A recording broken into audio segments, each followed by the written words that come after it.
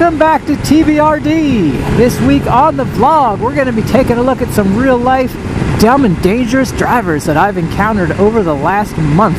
And along with that, I'm going to give you just a couple of basic good practice riding tips to help keep you safe while you're out on the road, including some that correspond to these dumb and dangerous drivers that you come across. Seems like every day anymore. With that, before I get going, two things off the top. The YouTuber as usual. If you are so inclined, please click that notification bell and the subscribe button. Now as we get going and I embed some videos in this vlog, please keep in mind that I record almost daily when I am riding, but I don't vlog daily. Probably vlog about once a week. So a lot of this footage is raw footage from just the GoPro with no external audio, so you're going to have some wind noise on it, so I do apologize about that, but I think they're going to illustrate some key points, so keep that in mind. So with that, let's head down to the intersection nearest my house to get this thing started. Alright, as you approach an intersection, this is an area that a lot of newer motorcyclists, maybe some even more experienced motorcyclists, don't give a lot of thought to. You need to be, as always, watching your lane position. So if you divide the lane into thirds, I'm in the left third, there's the center, there's the right. There's a reason we don't ever stay in the center. Look down. You can see all that grit and grime and oil. Hopefully the camera's picking that up. You don't want any of that on your feet. Not good. The other thing before we go in here is you'll notice I've got my foot on my rear brake. I don't have my front brake held. The reason we don't want to sit with our front brake on at an intersection is if you do get rear-ended, you want that bike front tire to be able to roll away. That way, if it is if you have the front brake on, your front tire is going to likely lock up and fold, and you're going to go down.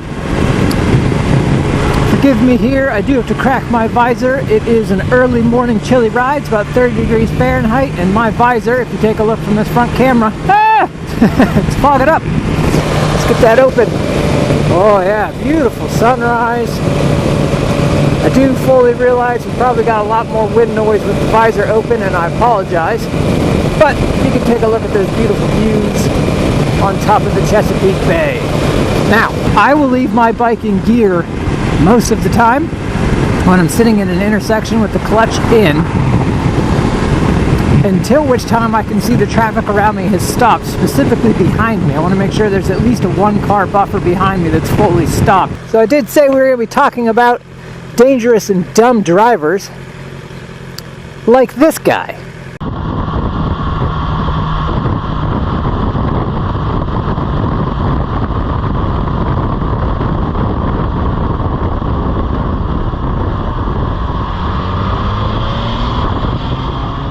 That's a real head scratcher there, isn't it? I'm going to be talking about, when we get up on the interstate shortly, why the interstate seems to be a hot zone for dangerous and dumb drivers. Alright, here we go. Let's get on the interstate, be a little windier, but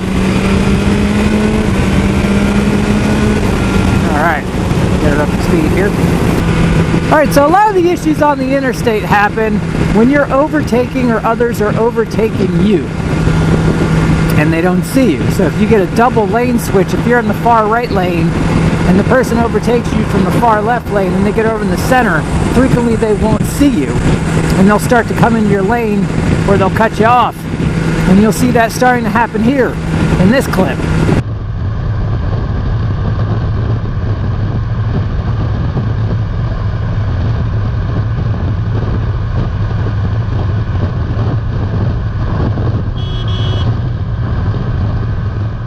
Now I could clearly anticipate and see what was going to happen there, so I was on the horn early, and that never really got that close. But that gentleman was definitely going to come over into my lane. But let's take a look at another example that was a lot closer, that occurred to me just a couple of weeks back. And there's something in particular in this video, we'll take a look at it twice, that maybe if you don't see it the first go round, you'll pick up on it the second go round. Now I want to point out, anticipation is key. So I'm constantly thinking to myself as I'm doing these overtaking maneuvers on the interstate, Am I in someone's blind spot? If I am, how long I am in that blind spot for? And I'm going to give you a couple of tips after this video of how to avoid situations like this one more often than not. So let's roll it.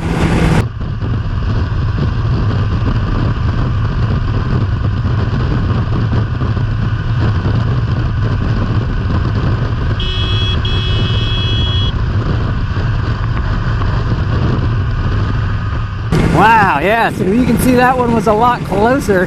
Did you happen to catch the extra bit of distracted driver goodness in that video?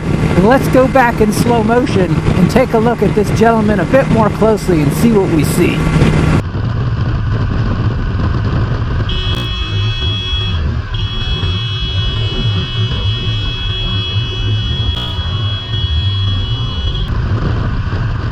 Yeah, so he was driving with his Apple AirPods in. Don't know if he was listening to music or not. It's pretty evident from his face. Take a look at that one more time.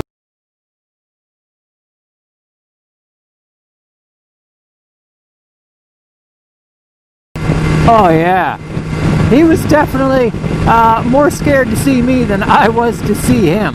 Now, I didn't have my front camera on, but if you could have seen, I was not flipping that guy off. I was kind of waving him down to tell him to take it easy and just to keep his eyes open. One of the things I'm super cognizant about is, as motorcyclists, we're all in one brother and sisterhood. So drivers frequently are just going to generalize one bad experience to the next person. So if you're out here hooning around, knocking people's mirrors off, screaming at them and flipping them off, you're not doing your brothers and sisters on the road any good. I kind of feel like I'm putting money in the karma ATM every time I kind of act forgiving or act a bit more patiently. I can't say that I always do, but I certainly try to always act that way, keeping a level head about you. Now, speaking of which, in that situation, as close as it was, I had no panic in me because I kind of suspected that it was going to happen. I drive around consistently with the idea of what could happen to me in this situation, what are my exits. Now, if that gentleman were to come another 2 feet, he would have been fully in my lane. The thing about that is, I had a whole escape path to my left. I got a lot of horsepower on tap that if I needed to, I could roll a lot harder out of the way. And also, there's enough room in one of these lanes for a car and my bike if need be, until which time that person would recognize that I was there. The point being, I had about 3 exit strategies in mind, and I remained calm and anticipated what was going to occur. That enabled me to react calmly and not escalate the situation. Now, one of the tips that I would point out when you're driving, I absolutely love in the newer cars the blind spot monitoring system. Frequently I will see that go on and prevent what you just saw. Now that car, I do not believe was equipped with it. We can see when we go back and look at that video. I don't think that it was. One of the first things I'll notice, because people will not even take the time to look behind them like this when they're changing lanes, is they'll do a slight head nod. So I will watch for that when I'm driving. Do they slightly head nod? Because that's when they're looking in their mirror. And if they're just looking in their mirror, most cars have a blind spot, and you can anticipate that they're going to come over. You can also, if you're in a position to see their hands, you can see if their hands are on the wheel, what they're doing. But I follow their head and their eyes, and it's going to tell you 99 times out of 100 where they're going if you are in a position to see that. Otherwise, I just act like they're going to come into my lane so that I'm fully prepared.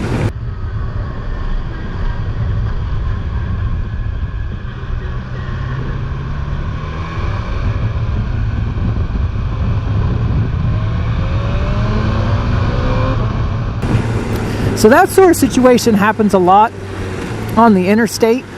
The other thing you got to watch for when you're on the interstate is the first clip I showed. Let's go back and take a look at that again.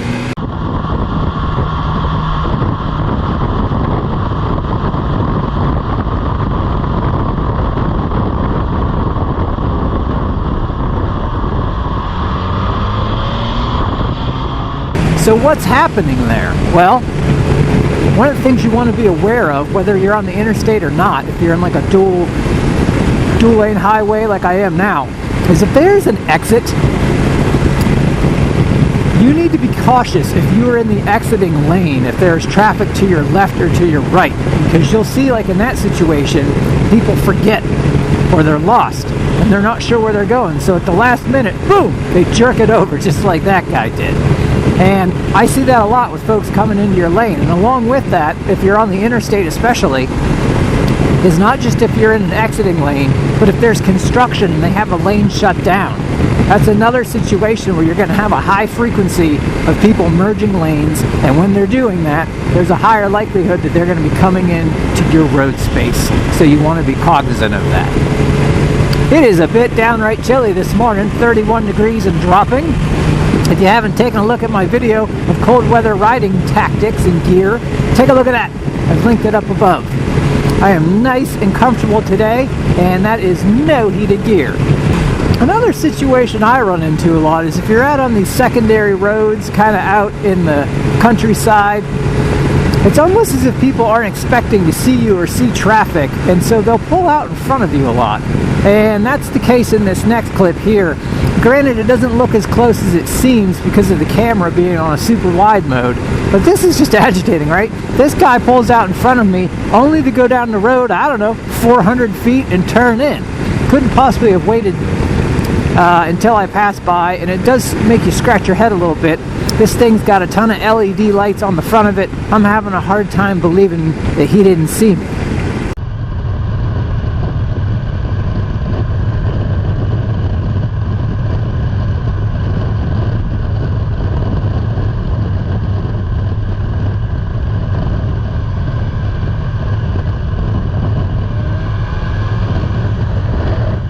Situations like that one, you definitely want to keep your cool.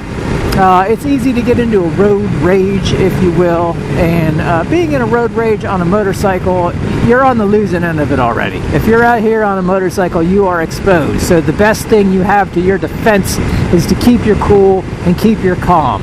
And I can say, I don't always do that. I certainly do it a lot more frequently now that I'm 40 than I did when I'm 20, because I like to think I'm a little smarter, a little wiser, and a little bit more mature and patient. But that's a great thing to keep in mind. The best thing we can do as motorcyclists is be seen, ride smart, and ride patient. Gonna crack this visor again. Too much fog. As I said, temperature dropping. It's down to 27 degrees Fahrenheit. Sorry about that wind. Impossible to ride when your visor's all fogged over, so sometimes I gotta crack it open.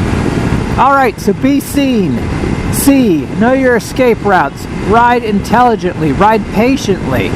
Just some generalized tips that I gave you today, along with some dumb and dangerous drivers I encountered over the last month. As always, I'd ask that you like and subscribe to the blog. Your support is greatly appreciated. Leave me a comment down below, and until next time, keep the throttle back, the rubber down, enjoy the ride.